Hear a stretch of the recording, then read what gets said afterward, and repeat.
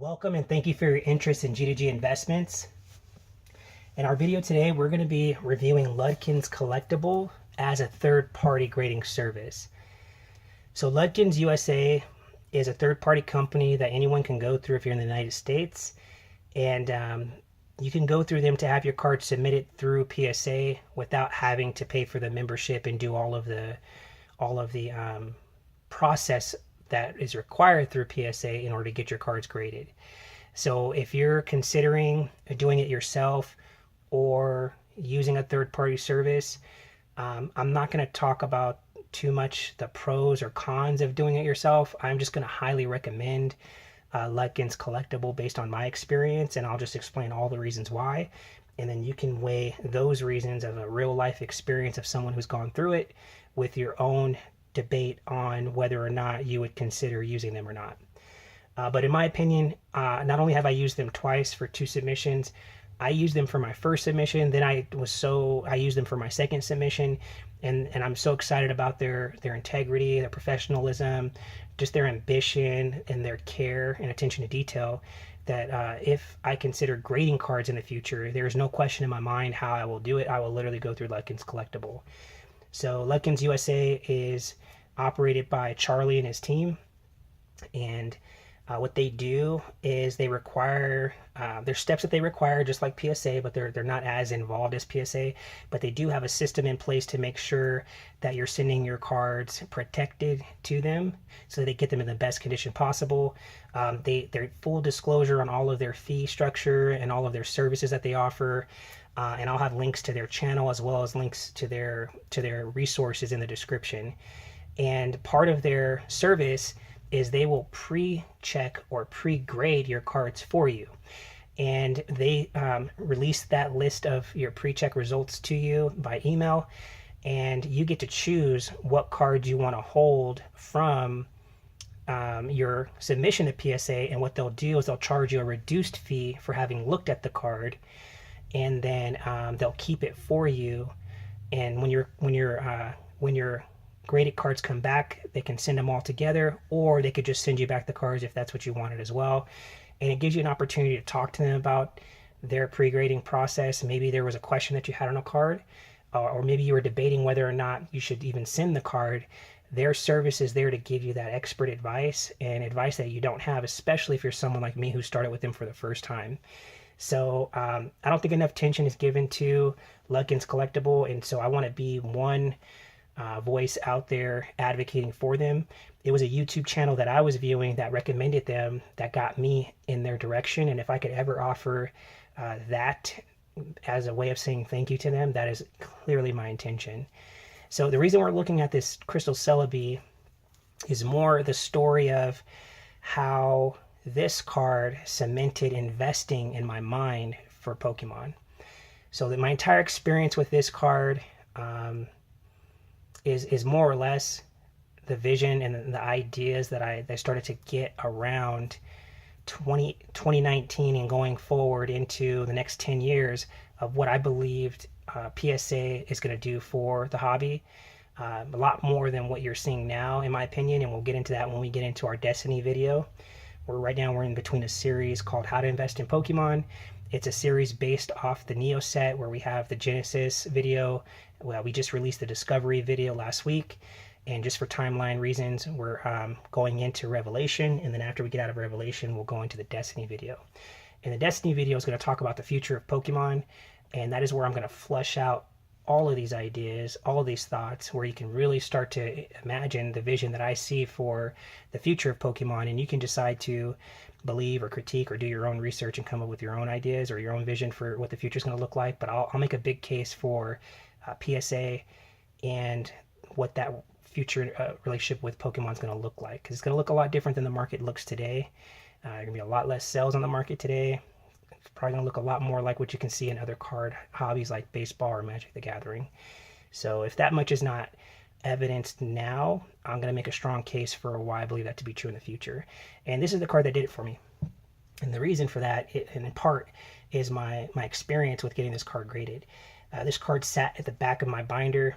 I pulled this card out of a Sky Ridge booster pack probably 10 to 13 years ago whenever this set was released, it would have probably been around that time frame or maybe a couple years after, not really sure. But I've definitely been out of the hobby for about 12 or 13 years, maybe 10 to 13 years. And my last purchases were around that time frame. And some of those purchases included booster packs. And so before I ever put down my entire collection, I did buy booster packs. And I bought a Skyridge pack. This Celebi was in there. I had no knowledge of a Crystal Celebi. Even to this day, I'm not sure if there was even a market for Crystal Celebi at that time. At the time, this was just a Skyridge Celebi card. I know it's Crystal because it says right here it's Crystal type. I don't know if the term Crystal was used then. I thought it was a colorless type, and my inherent response to this card was that it wasn't really something that you can play in a deck. And I used to, collect cards and also battle cards, and so I just put this in a sleeve, put it in the back of my binder, and it literally stayed there for like 13 years. And in 2018, when I was researching PSA and I was researching getting cards graded and I was researching sets, I came across a Skyridge set, learned all about Crystal type, learned all about the pull rate on these cards, and I knew I had this card. I knew I pulled it from a pack. I went back and pulled it out of the sleeve probably for the first time ever. I mean, you have to consider when I pulled this card, I wasn't a kid, showing off my card. I was an adult buying packs with my brother. And when I got this card, it just went straight into a sleeve into my binder, like literally. So I pulled it out for probably the first time. I can literally imagine it being the first time. I looked it over and I thought this card could get a 10. And then the whole experience of sending it in, it being in my binder for 10, 13 years, and then this entire submission coming back the way that it did, along with this card coming back at the 10, yes, that experience has put the nail in the coffin on my interest and my genuine interest in PSA and getting cards graded and the idea and the future of what Pokemon can be. So that's why this card's here. This was submitted through Ludkins as well in my first submission, and it did come back a Gem Mint 10. So now we're going to get into each card in order of how I submitted them. First card up going to be a first edition Fossil Lapras. At the time, I researched that this card was a chase card in the Fossil set, mainly due to it's being really difficult to grade. So the Gem Mint 10 version of these cards were going for probably like $700, $800. So I just threw mine in there, wanted to see what it got. It ended up getting an 8. Ludkins Collectible also predicted that this card would get an 8, and so they were spot on with their pre-check results. Next card I sent in was a first edition Fossil Dragonite. Ludkins predicted that this card was going to get a 7, and this card did get the 7 grade. So there goes the Dragonite there. Next up, we have a first edition Rocket Charizard. This card I took right out of the binder, sent it in, and they predicted that it can get a 9 or a 10 grade, between a 9 and a 10, but they put on the notes that it was a 10 candidate. And in this case, I was thinking, man, if I can get at least more than one card to come back a 10, I think I'd be really over the top excited about the entire submission as a whole.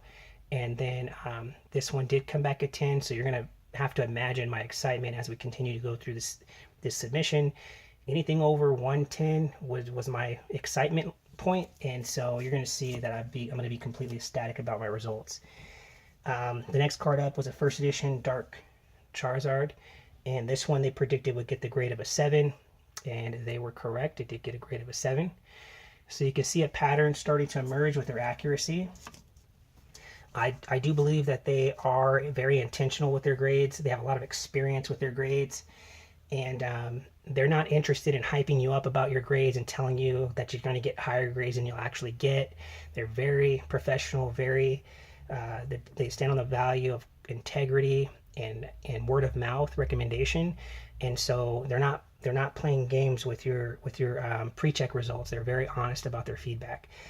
This is a first edition Dark Blastoise. This one they said would get a 9 grade, and this is an example of them being conservative because it does end up getting the 10 grade, and you're going to see a little bit of that. They are going to err on the side of caution, and when they're kind of thinking through their process, you can tell in their grades that either when they give you the range, like a 9 or a 10 or an 8 or a 9, it's probably a strong 8 or a weak 9, or they might give you a solid 9 and just keep it conservative. And if you do get the 10, they'll let you be excited for that. I don't think that they're doing it intentionally. I just think that when they have to make a decision, they lean towards that lower number, and then they'll just put notes in your pre-check results just to explain a little bit of their thought process.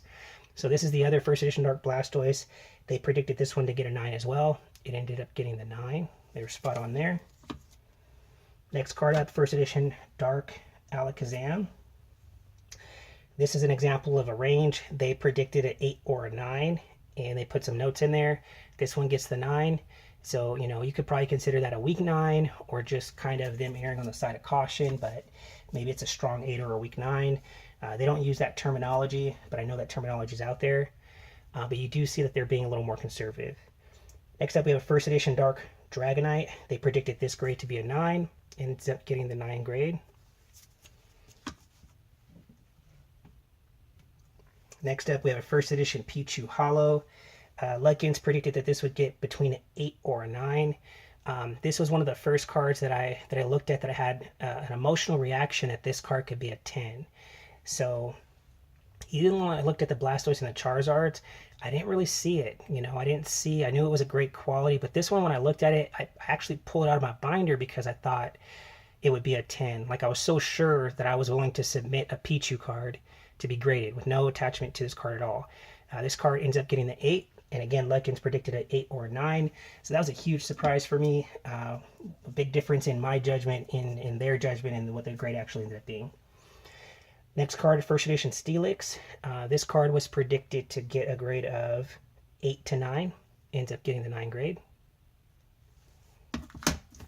Next card are 2 Erica's Venusaur. And in this example, both of them, one was considered to be a 9 grade and the other one's going to be considered for an 8. The first one did get the 9 that they predicted, and the next one ended up getting a 9 as well. So I was really excited for that. When I sent these in, I thought both of them were worthy of the 10 grade. And again, a guy with no experience. But to see them predict the 8 and the 9 and to get both 9s, obviously I made the adjustment and I was pretty excited for it. First edition Dragonair Holo from Gym Heroes. This card was another emotional reaction where I looked at it and thought it could get a 10. Dragonair is my favorite Pokemon, and so when it did come back a 10, I was super excited. Ludkins Collectable predicted on the side of caution. They said that there was a very light wear and that it could get a 9. It ends up getting the 10, so it was definitely passable. Super excited for that grade. Next card is going to be a shiny Charizard. This card was predicted by Ludkins to get a 3 or a 4. And yes, I knew that this card had damage. I thought it could get between a 1 and a 5 based on my research of the low grades. I had no idea what this card was going to do. They said a 3 or a 4, ended up getting a 3. I was really happy with it. Didn't expect anything more or less. I just wanted it to be as high as it possibly could. But I did think that it could get a 1. I didn't know what it could get. So I had no experience in these lower grades. Our next card is a first edition Dark Houndoom. This card was predicted to get a grade of a 7, and it ends up getting the 7 grade. So they were spot on with that. Moving into our next card, we have a reverse holo Dragonite from Expedition. And this card was predicted to get a grade of an 8. It was said to have a little bit of surface wear on the card, and this card ends up getting a 10. So huge excitement, definitely in my favor on that one. Really excited that this came back to 10. Next card is going to be a Steelix from Skyridge. All my Skyridge cards, and I think all of my Gym Challenge and Gym Hero cards, they all came from packs. And so this one would have come from a pack as well. It was predicted a 9 with very light surface scratching. It ends up getting the Gym Mint 10. Super excited. I think we're up to 4 10s. I forgot to keep track. Fortress was the next one from Skyridge. This would have come right out of a Skyridge booster pack. And it was predicted at a 9. It ends up getting the 10. So excited on all my Skyridge cards coming back this way. Straight pack fresh into binders and then converted into the perfect grade. This is a Lugia Neo Genesis. Ludkins predicted this card to get a 7. Ends up with the 7. Very consistent. Ludkins Collectible, very consistent in their grades and conservative in some areas. Blaine's Moltres was predicted to get a grade of a 9. This card ends up getting the 9 grade. Spot on with Ludkins Collectible. Alright, next card up is an Umbreon. Ludkins Collectibles said that this card was off-center, so they predicted a 6 just based on the card being off-center, and you can see that they are correct. It could get docked for that reason. So they predicted a 6. It ends up getting a 7 of near mint. So I'm glad that the off-center didn't bring it down to the same grade of something that would be considered a 6 for being a bend or a crease. You know, you're not going to find a bend or a crease on here. That might be a reason that pulled it up to the 7. I'm not experienced enough with this to judge or to say, but I was excited to get the 7. Got Dragonite EX. This card was predicted to get a grade of a 9 by Ludkins Collectible. We ended up getting the 10.